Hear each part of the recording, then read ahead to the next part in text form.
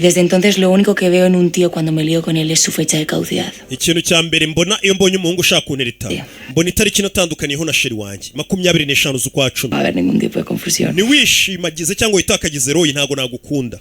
Uranyumva?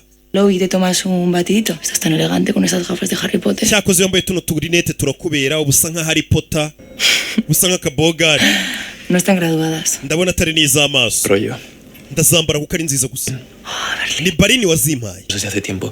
Y aquí soy algo así. Jye na Barini turi inshuti kuva kera. Mbega meze nkaho ndi lieutenant cyangwa se nk'umuntu Que umwungirije. vengas a dejarme las cosas claras. Barini nawe wakubwiye ngo uzundebera ijoro. Pues no. Sí, y me ha pedido algo más. Yambwiye ngo nzi hano. Soy tu canguro. Nkwiteho. Porque al parecer te patina un poco la bruja. Kuko yambwiye ngo usa nk'umuntu ufite ibibazo byinshi. Así que oye, pórtate bien, ¿vale? No vayas a ser que... Ikindi ngo ukunda kuvanwa mukajya ahandi. Ntuze kubikora. Ibyo birizo gutuma ngo amata ashyushye. Ciao. Lugarteniente. Ijoro ryiza Lietona. Yarambwiye ngo ndi nka Lietona wa Barini. Wibuke ngo Barini yamufata nk'umwana yibyariye. Bye bye. Nagakobwa kaje kitwa Cameron. Karakagora ryingo rinete zirambera. Narebye ati rinete ziko tumbera. Abakobwa kugira ngo mbababaze ibintu bimbera nzajya mbivuna mbyangize bambone nsa nabi mbababaze. Niko kira kigori gitekereza rinete cyaheze kizivuna. Ibintu ubundi umukobwa nakubwira ngo ibintu birakubereye ngo iyo byambaye ubusa neza gihita ubijugunya kure. Naho bahera. Hamwe umuntu bataraduhagurukiye. ¿Alguna novedad?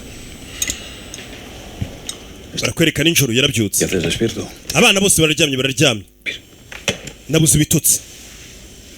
¿Has sabido algo? Bateze udukurura amajwi n'udukurura amashusho mu rugo rwa wa mugabo Polinac kugira ngo baze kumenya byinshi byo yavuga ibyo gihe imikofi izazira muri yanzu yiberamo cyamunara byose nyine babe bamwumva n'amashusho. La dirección de su abogado y su número de cuenta. Umugore wanjye konte ze ndazizi navoka wahatuye ndahaza urumva akanya kariho kose namugirira nabi bega yakwiha n'ibiceri.